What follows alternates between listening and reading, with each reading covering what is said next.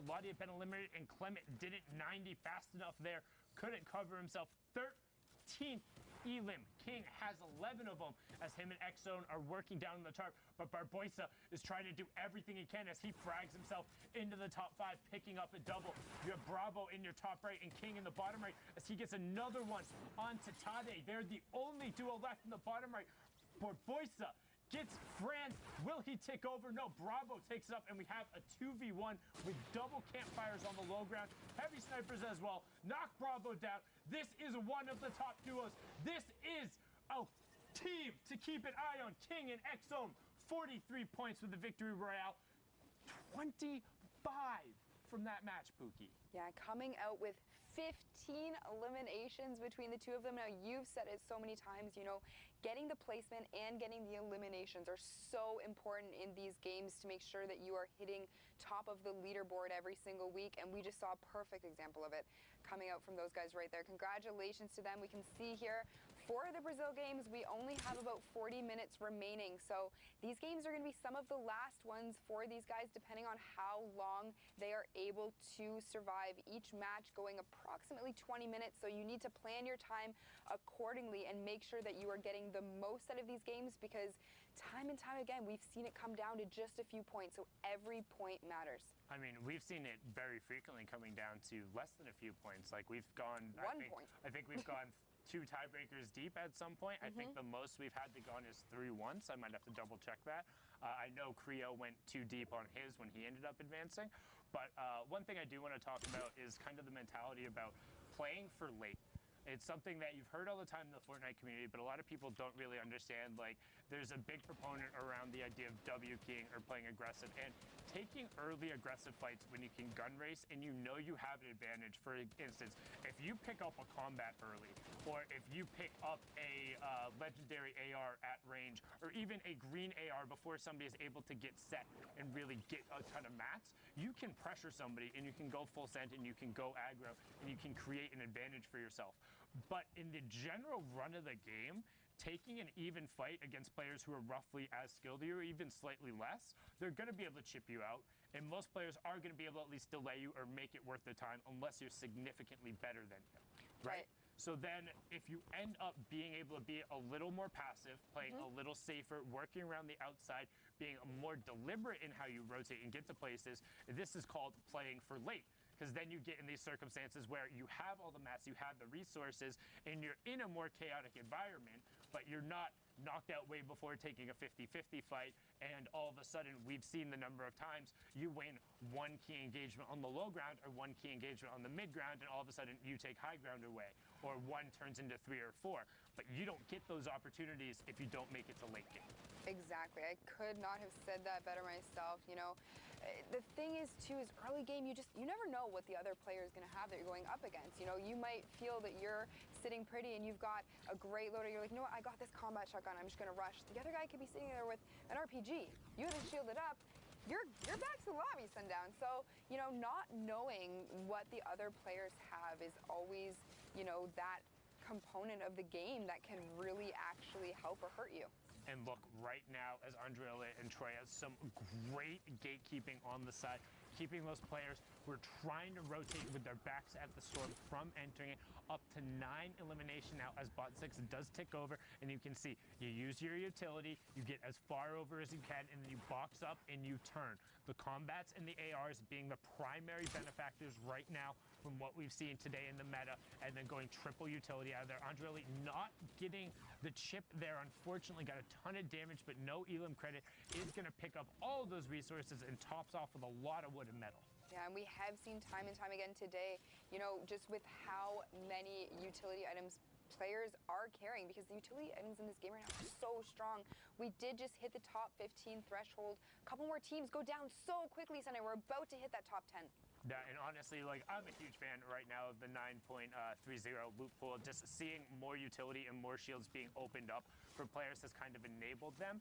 And then with the adjustments, we've seen players rocking multiple gun loadouts, but we've also seen players going straight for the utility phase. The Chug Splash is offering a lot there, but some nades coming out, trying to get the chip in. They snuck one in, but good coverage as we now hit the top 10. So 5 placement points for everyone in here. So far, this is a 16-point game for Andreoli and Troya. And he is going to take a moment here, hopefully, he looked like he was going to cone himself in there and try to use the minis, but he isn't unfortunately going to have time. The storm is right at his back, and he is dealing with a player in front of him that he is using all of his builds for here to kind of take cover from. He's only got 21 builds remaining. He is above Loot Lake, so that adds a whole nother level. And unfortunately, Troya does actually go down to the player that they were tracking earlier, and Andreoli actually doesn't know where these shots are coming from. He's getting shot from everywhere at this point. He's being focused. He does end up taking a player out to get that siphon down to 29 effective health. It isn't going to be enough. Tried to use that launch pad to get out, but unfortunately he falls.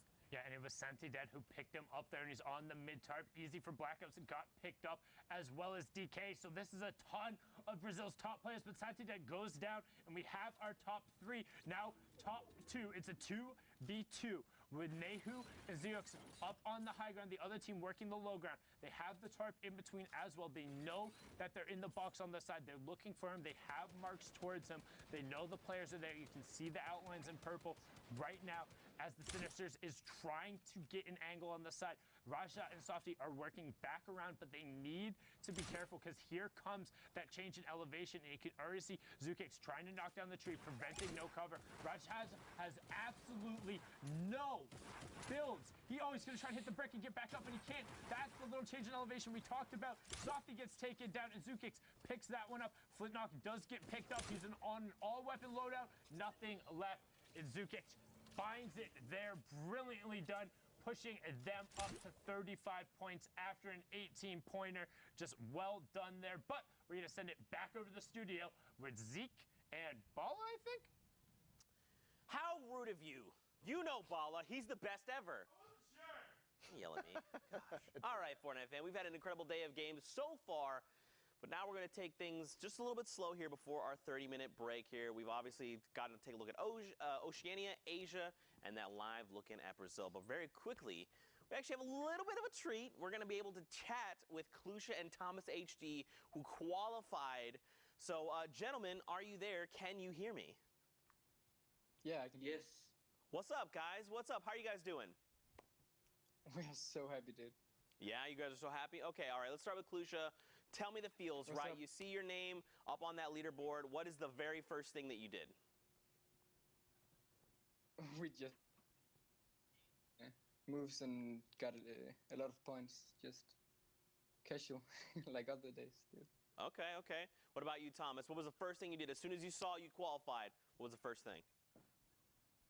I was just checking the whole time. I didn't know what to do. Yeah, okay, okay, all right. So this is kind of a big moment for both of you guys. You know, you've worked so hard for these last 10 weeks of competition. What does it feel like for you guys to finally say, look, all that hard work, that time we've put into Fortnite, it's paying off. We're going to the finals. And how does your family, like, have you told your family, do they kind of understand, you know, what that feels like? We'll start with Thomas. My family is cool about it, and we're all happy. So I think it's just, I'm so happy, and we're happy. Yeah, for sure. Klusha, what about you, my man? What did you say? What was the question? So for you guys to have worked so hard for 10 weeks to finally get that spot, qualify for New York, and then does your family kind of know what's going on? Do they kind of understand? Yeah, they do. I qualified in week 5 for solos, so that's when they kind of understood how serious it is. Yeah, yeah. Like, and to double up now, I mean, that's crazy. What an accomplishment, right? The double qualification is insane. And it's only a few of you guys, right? But talk to me about learning throughout the 10 weeks. I mean, we've played 5 duos competition now, and the clutch up in the last one is pretty crazy. But learning about not only how to play these types of tournaments, these open qualifiers, and timing. I mean, in that last match, we saw you know, it was a little bit of a lobby, but obviously with that kind of, when you play out those light lobbies, you end up not having an opportunity to play again. So was that the strategy? Was that you trying to get into one of those lobbies? no, we were actually trying to get into a game after the last game. We had 2 minutes of queuing, but we didn't make into a game, so just kind making of unlucky. sweat. But yeah, we we were sat there sweating as sweating well. for the last 20 minutes to make the leaderboards update. Yeah, for sure. Yeah. Well, guys, massive congrats. We cannot wait to see you guys at the New York City Finals. Very quickly, what we'd like to do is open the floor. You guys to get some shout outs, send out some love, plug your Twitters, your socials, all that stuff. Thomas, let's start your way, and then we'll go to Klusha. Shout out to Monkey Face for bringing us together. Any social plugs? Thomas HD on Twitter. Thomas HD on Twitter. Man, a few words. I like that. Klusha, let's send it your way. Shout outs, social plugs, thank yous, all of it. Yeah, I want to shout out Kasan.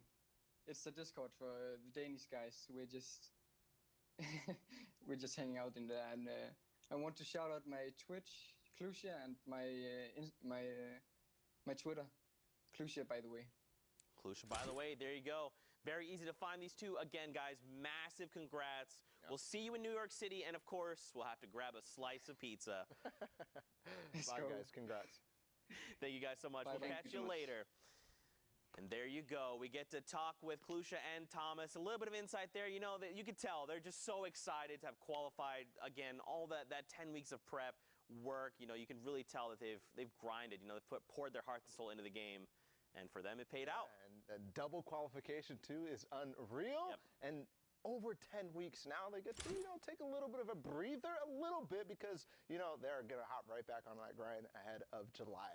It's going to be crazy. For sure. Now, very quickly, before we go, there was a little bit of a mix-up, so really quickly, we wanted to show correct standings for OCE prizing and Asia prizing. So this is actually, don't forget, Serpent and Hype are the ones that have made it through from OCE, and the prizing there is on the right side. Just a little bit of a mix-up there on the numbers. And then very quickly, we'll hop on over to Asia's, take a look there as well. Again, the players going through are correct. It was just a little bit of a typo there. A little bit of a mix-up. Things happen, But, of course, Fortnite fan, we thank you guys so much for hanging out. Again, if there's people that have qualified that you are unfamiliar with, just send them a follow. Send them some love. They've worked so hard, and now they can say they've punched their ticket to the finals in New York City. But, Bala, of course, we got to go to the 30-minute break. We got to get some food, all right? And then, of course, when we come back, we've got NA East up on deck. So don't go too far, Fortnite fam. We'll see you guys in 30 minutes. Let's fly down to the lobby. Let's fly down to the lobby. Let's fly down to the lobby to get your spots and nums. Burgers from dirt to munch. Tacos Royale with brunch. Red juices, a tasty treat for Lil Whip, Peely, and Pizza Pete. Let's fly down to the lobby to get your spots and nums. Let's fly down to the lobby to get your spots and nums.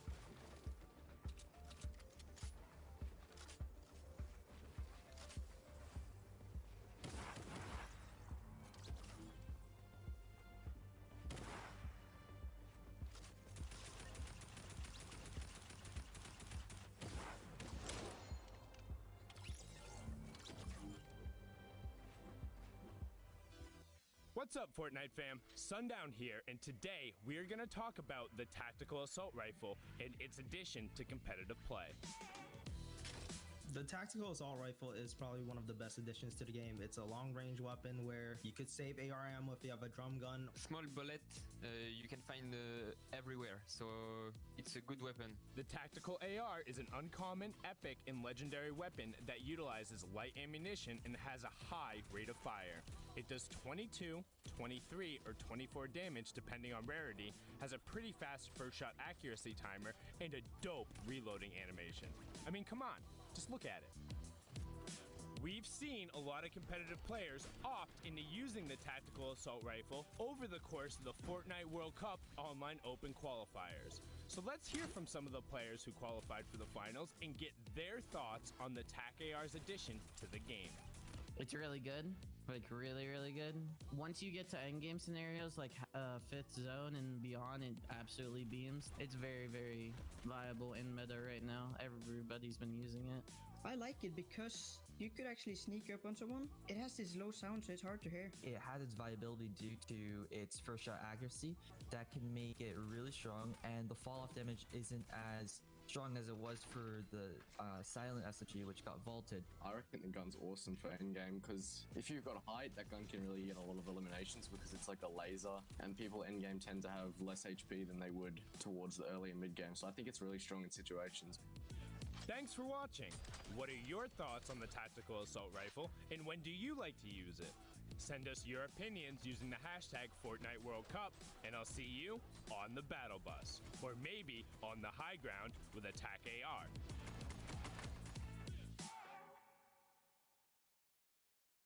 What's up, Fortnite fam?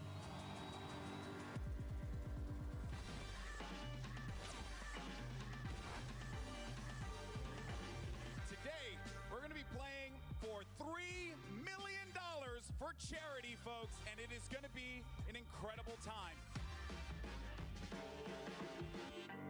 50 of your favorite Fortnite personalities will be paired up with 50 celebrities put on this fantastic stage. It's going to be awesome. It's duos, so we've seen it before at the Pro-Am last year, and it's always a blast. I can't wait to see what's going to happen.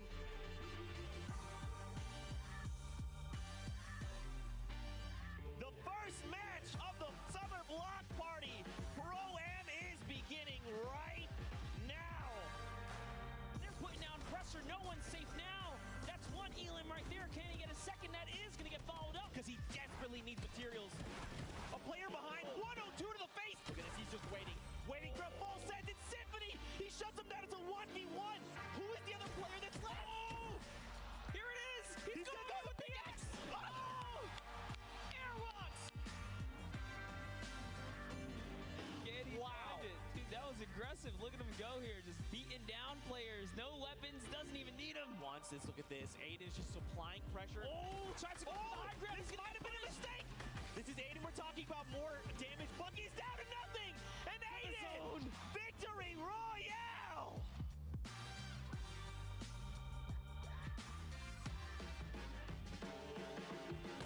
Ball, it doesn't connect with the shot. Marshawn Lynch hits 75 blue. One great shot connects up, comes up over top. That's a second right there, and the Rifter goes out. Oh, she's on the run. She's chasing it down. You're not gonna let this one go away. Oh, no, no. You know you're a solo. No turning back now. 35 wide on that damage there, and Ewok got the target. One build remaining, and that's it. He's gonna land in front of him, and Typical Gamer! Final game. Typical Gamer pops up behind Janina. Oh, the rage! At this point in time, not looking the best when it comes to the... Oh, no! Final moments, Golden Boy. This is it right here, the 1v1. It's going to be Aiden going up against Symphony, pushing forward, forcing the activity. Oh! Symphony with the victory royale!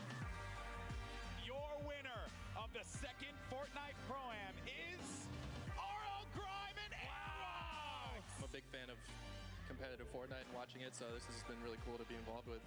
That was easy, actually. Easy peasy.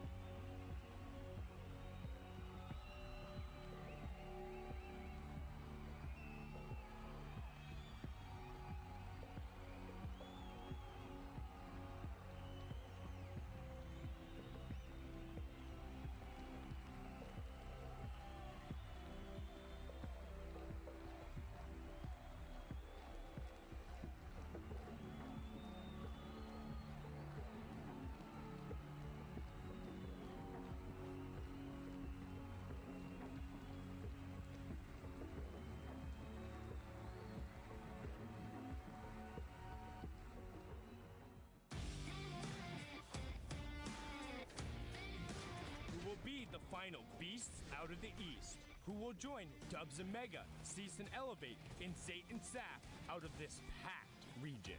Ghost Demo and Bizzle have come so close, with just a single Shadow Bomb rotation being the difference between their trip to the final as a duo or not so far.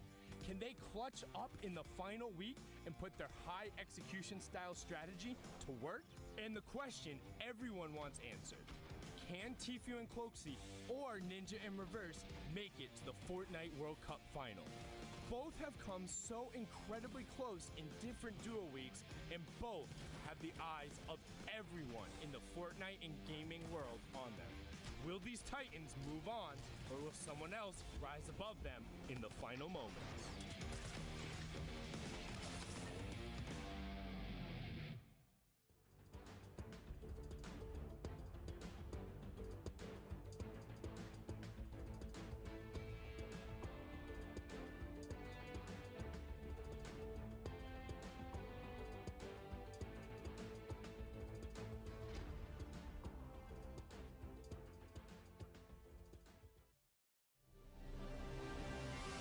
What's going on, Fortnite fam? We are back, and welcome to continued coverage of Fortnite World Cup All-In Open Qualifiers.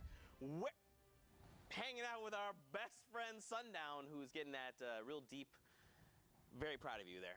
Anyway, Fortnite fam, welcome. Let's go ahead and refresh your memory. All right, and we know we've been gone for a little while. All right, so let's get the memory going. All right, we'll start with the schedule. Don't forget, Oceania and Asia have already concluded. Europe as well as done. We're hopping into NA East games in here in just a moment, and we'll wrap the day later on with NA West. Don't forget, we also pushed everything back 1 hour, so that's why those times might look a little new. Now, of course, we are back to duo competition, which means top 15, top 10, and of course, 5 in the victory hour, all those placement thresholds. Every elimination is, of course, a point. Don't forget about that crazy prize pool, $2 million. Every single placement spot on the board will be doubled. Do not forget about that. That is huge. Now, of course, guys, a $2 million prize pool is pretty cool. Yeah, it's pretty cool. But what's more important are those qualifying spots. 4 were up for grabs in Europe, 3 in NA East, 1 in West, 1 in Asia, Brazil, Oceania, of course. I mean, we've seen quite a bit of Fortnite action today. And I mean, it's just going to continue getting better. Don't forget, we're hopping into NA East here in just a moment. But first, we kind of touched on it before this last little break. We got a new competitive Twitter, FN Fortnite. Is that what it is? FN Competitive. Fortnite is a good one. FN Competitive, as Monster would say. FN Fortnite. Check out the medias. It's where we're going to be posting a ton of stuff in terms of competitive, whether it's highlights, polls, tips and trick, VOD reviews, creator content, whatever you are looking for in terms of the creative side, competitive side. I got you. Will be on there. FN Competitive, you can check it out right there. But as Zeke said, 5 more spots are up for grabs. We hopped into Brazil a little bit before the break. They'll be wrapping it up. We'll have those final standings in a bit, but now we're going to jump into NA East, where 3 of the last 5 spots are up for grabs, and let's take a look at where the standings have shaken out so far. So first, only 2 or max 3 games have been played so far, but Slacks and Keys up top, 38 in the spread. We always talk about it. 9 points so far separating. So that's a decent buffer after your first 2 games. Yeah, for sure. I mean, especially with already a victory out under the belt, got to feel really, really good. But don't forget, we're still just kind of beginning games out. We're still feeling these games out. It is finals day, the final chance to punch your ticket to the finals in New York City. So I would expect to see the standings shift, especially if a group or 2 has like a really standout game. You know, we're talking a 20-point game. We could see this shift dramatically. Yeah, I mean, a 20-point game would definitely shake it up. But to be said, like, that was a lot of players in NA East who we've seen a lot of. 72 Hours in Vivid. You had Naga Ops and Kenneth up there, Z-Laner and his partner. So it's no strangers to the top 10, and they're going to look to keep that pace up there. Aircool, also shout out to him. So a lot of those previous Summer Skirmish veterans showing up in Week 10. That's right. Everyone is putting everything on the line to try and punch their ticket to the finals. But now, Fortnite fam, we're not going to keep you up too much longer. Let's get ready to hop into some games. Remember, we have a new person joining us that is Shia Wager, and we have Bala TW to get us through all these games. Gentlemen, please, after you. Thank you so much, Zeke and Sundown. I appreciate it, and I just cannot wait to get in these games. Shayo, I'm excited to cast with you for the first time. It's going to be great. The VOD review duo coming in. But you know what else I'm more excited for? We are getting into some NA East games, and there's so many names who have yet to qualify, Shayo. All the big names, Cloaksy, Tifu. We've got Tom at the top with Vivid right now. It's going to be a dope time.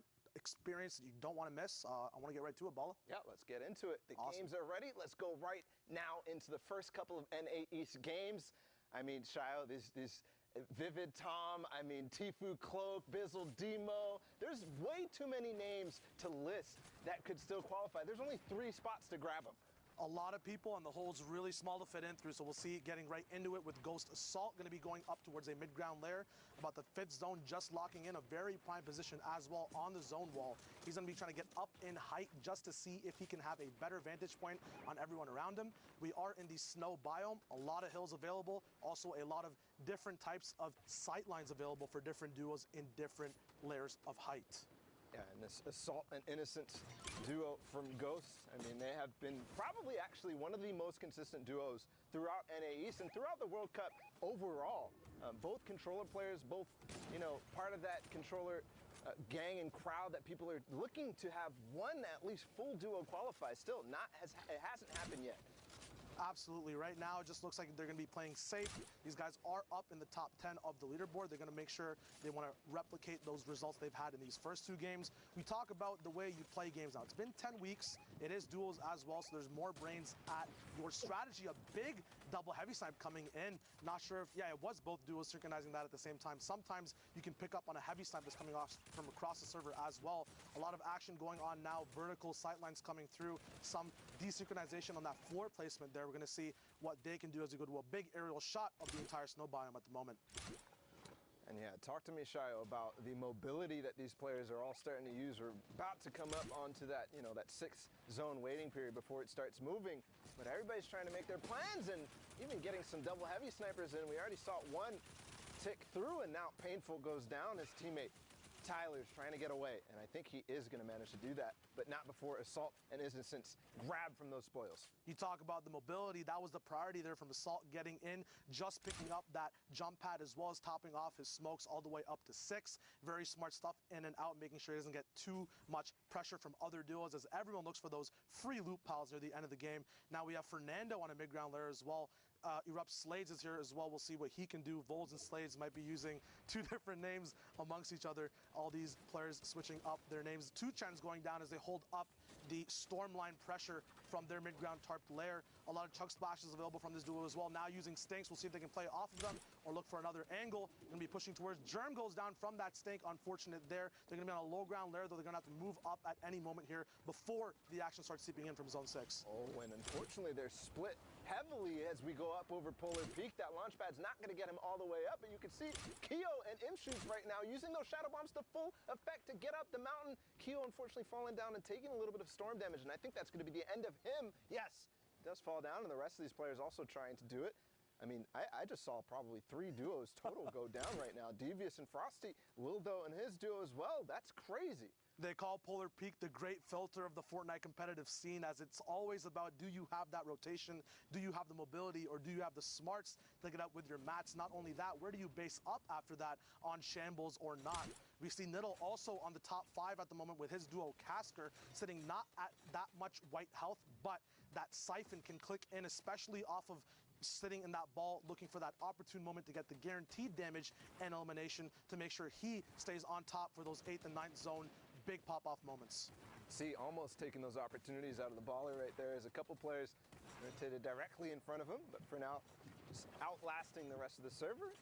And hey, that's a good strategy, especially, you know, with these, look how many ballers there are right now, and they are having a good time on Polar Peak because they can climb and fall as fast as they want, no matter what with those grapplers. Absolutely. You talk about insurance as well. It's awesome when there's a lot of people moving around and maybe 1 or 2 ballers, but when you have so many ballers together, you talk about the insurance behind that mobility.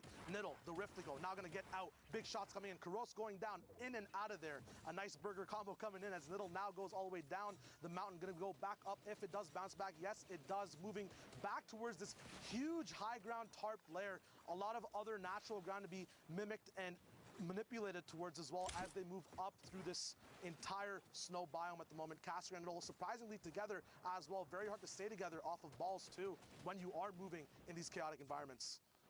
Unfortunately, that zone just went on the edge, so a lot of the players who were going onto low ground ended up being able to just come right back up without having to go down. But then Casker and Niddle with the rip play, trying to take high ground. They do take it from Tuxi, and his teammate Nut is somewhere looking for sure, but they have high ground now, and that is what they need. They have the advantage. They have all the position to win this game.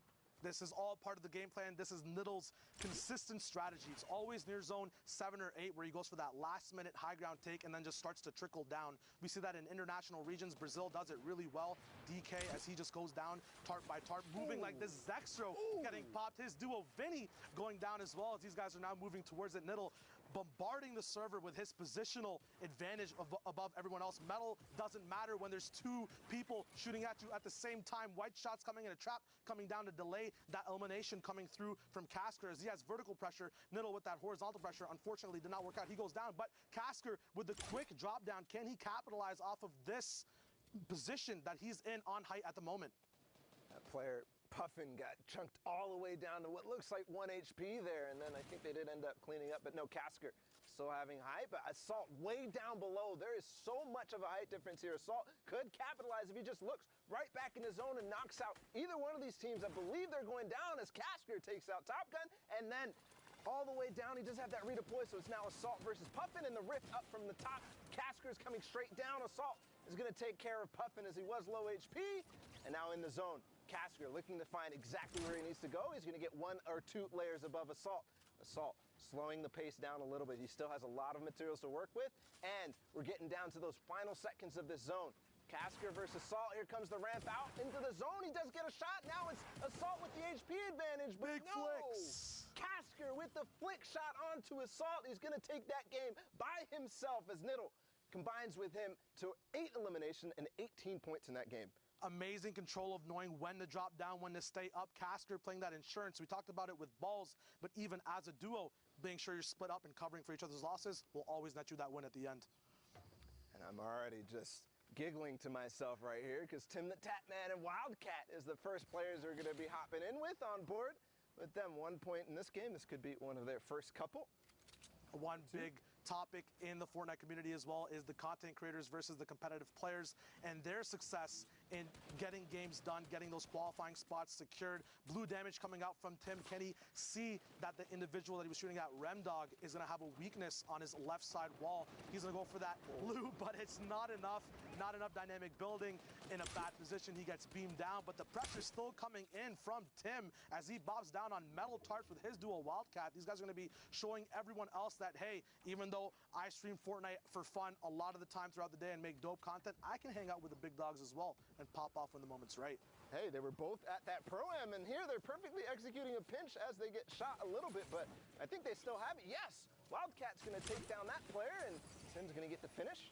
Doing that classic animal aspect, right wall, left wall, showdown there on that other duo that they just cleaned up in record time. Not sure where the other individual is, but it's just big pop-off moments. So maybe they learned something at the Pro-Am, right? Absolutely. That high-pressure, high-stakes situation, they played on that stage that a lot of these players are vying and fighting to get on at the end of July. Absolutely. Talk about high pressure. Now we're on high ground where the pressure is very different, as this is the moment where you have to capitalize. Make sure you get as many eliminations and pick up your points where you can, because it's not only about winning games. You have to be dynamic enough to pick up on advantages, get those elim points, get a nice 50-50 split on what you're doing. You can't just be complacent and play these games bopping and Ghost is lost. Up top shooting at oh, never mind. Can they get that beam off the sky? Yes, they do, as he comes rocketing down to the ground, landing below. We'll see who picks up that loot in just a second. 1 smoke grenade left for Ghost, so not that much insurance as we talked about before, but we'll see if he can make his position. It is the best one on the server, right behind where the storm is going to be rotating to, and we'll see if he can pop off from that moment as well. So here, now, 6 zone starting to move. You said it was the best position possible in the server, and I just have to wonder, why is that Shio? I mean, they have the high ground, and their back is... What's going on here with Ghost and Boppin? So in this position, as you can see, they get a nice theater widescreen 16:9 native view on the entire rest of the map moving straight towards them. And they don't have to use as many mats at all. People can rotate below them. They can follow tarps. They just are allowed to do anything they want on their own pace when you have height right behind the storm. It makes it so that the storm moves onto you.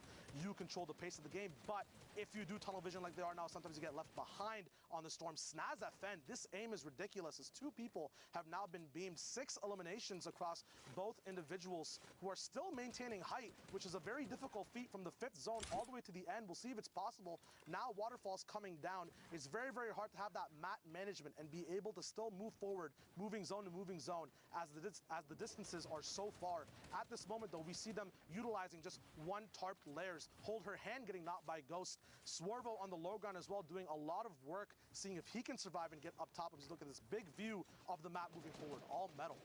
And Wildcat's still up in this game, so he's, you know, pushing towards those placement points and earning them as we speak right now. Moving closer to that top 10, Boppin and Ghost up on high ground. We've seen them time and time again find these opportunities, find these picks. Not going to find that one, just barely, as he escapes from below him. Right now, again, tarping, being efficient with their materials. They're still lasting a little bit longer, but each time they get knocked out, they get reset. They have to refresh and figure out what they want to do. Not a single one of their eliminations they have gotten the spoils from, the materials to refresh up on. Absolutely. I feel relaxed looking at this right now. It looks like these guys are just low effort aiming. The server is just moving towards them because their position is just so good. A lot of connects coming in as well. There's going to be a mountain that people have to move up on. Boppin instantly seeing that and moves up. Awesome game sense there. He connects. Now they have an entire choke line on everyone else at the bottom of this side of the server. They can end the game before the 9th zone even shows itself. And I love what they're doing here. You talked about Boppin getting that mountain, getting the connection here, but Ghost is just staying down below. He knows the conditions of the server. He knows it's running dry on players, so they're making sure that they maximize all of the eliminations they can get, all the potential they can get out of the server.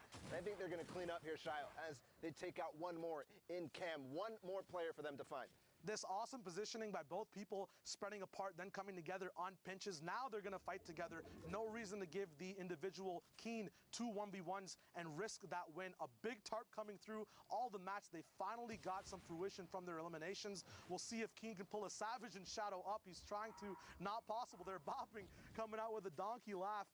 Easy claps from this duo right now. Keen's still working at it. Ghost is lost. Very awesome and smart play there, going for that last elimination point, making sure these guys have everything from this game possible. Just a perfect 5th to 9th zone height hold and awesome win at the end of the day. And timing was everything there. They already blocked him out. You saw he tried to shadow out, but he didn't find any opportunities to get out from under that carpet that they made. It was so wide, so strong.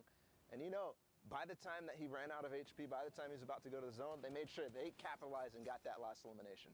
Absolutely. I'm seeing something a little bit odd here. I see Riversan on NA East. The East servers. Hello. And, you know, not with his normal partner at all. Anthony, this is a new one for week 10. Absolutely. You talk about week 10 pressure. You know, it makes people make these not maybe drastic, but interesting choices to make sure they are on top of their game and have the most amount of chance to qualify. They're playing at their peak performance. So at the moment, Anthony and Riverson, 2 big powerhouses, solos and duos coming together. We'll see if they can use their position as a pivot point to make sure the entire server answers to them, just like we saw from the last game, Bala. And Anthony is one of those players that was severely, very, very hyped going into back at TwitchCon all the way back then in last fall. It's almost a year now since then. That's pretty crazy to think about. His partner Joseph splitting up now and, you know, going with Riversun here, and Riversun obviously possibly moving to the East Coast for this. Absolutely. Or playing on that West Ping regardless. Big beams coming in as we talk about playing offer utility. Bolt Glace going down to this insane Munch Wombo combo. We talk about positioning as well as Anthony stays up top, letting Riverson stay in the fray of the fight, but providing support as well from just one level above. And they have that pyramid and floor edit as well. It's going to be impossible for those individuals who just went down to do anything for defense. But, you know, Riverson looked as the role model of the West community. A lot of people learn a lot from watching his VODs and his streams. We'll see what he can do on East. Right now, it's still perfect stuff. Maybe he switched up for his ping as well. But if he is playing on 60, it looks really good. Looks good indeed. Now moving on to another duo that definitely looks good. It's Commandment and High Sky. Commandment obviously qualifying in the first week of solos. Not yet qualifying in duos. This partner High Sky right here. I also saw in the background Snood and Thwifo, who had a very, very great performance in week 8. And Snood, one of those guys who, you know, is just barely making it week after week after week. So last opportunity here. You have that rift to go. That's going to get them very far in this game. Yeah, they actually choose, I think, to take the jump pad instead. It might have been an enemy rift. High Sky being the one who also had a very, very awesome Blackheart performance. We'll see if he can replicate that in this moment as well. First place. Yeah, first place. It was amazing. VOD reviewed that, learned. We'll see if that reload might come in the way of the beam. It does. Unfortunately, no damage going down as he's in brick. Has the rift and smokes as well. As Commitment now gets up with his bandages. A big shot coming off on Warrior. That's a lot of good stuff earned by High Sky there. And you have to actually notice and take note of how he actually pulled out his rift. He was like, let's go, I'm ready for this. But then starting to, you know, realize exactly what needs to go on. Commandment gets beamed down, but he waited that last extra second to get that elimination. But thankfully for Commandment, at 1 HP, Shio, he does have the minis and the bandages to recover it. After week 6, people understood that white health is something you have to prioritize so much, especially with the storm flip coming in throughout this whole week. It was just recently disabled for week 10, so people might still be on that bandwagon of holding that white health as for patterns when you practice and then you play again. He's very thankful for that right now, Commandment, because he has those white HPs somehow finding each other in the same box after smokes. It's so hard to locate a good path to move around in, but now Commandment looking for anything to capitalize on. Big beams coming down, 272. The entire blue shield gets broken from that low ground commando skin. Fami